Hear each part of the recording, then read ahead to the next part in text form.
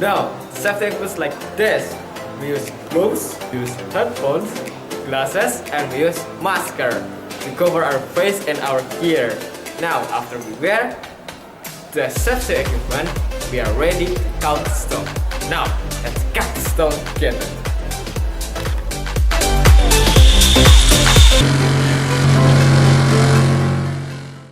Okay, the next step is plug this stone into the ring, and I will show you how to plug it in this.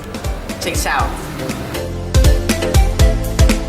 Don't forget to hold the stone like this to make it not go anywhere. Now it's ready to wear and ready to sell. Okay?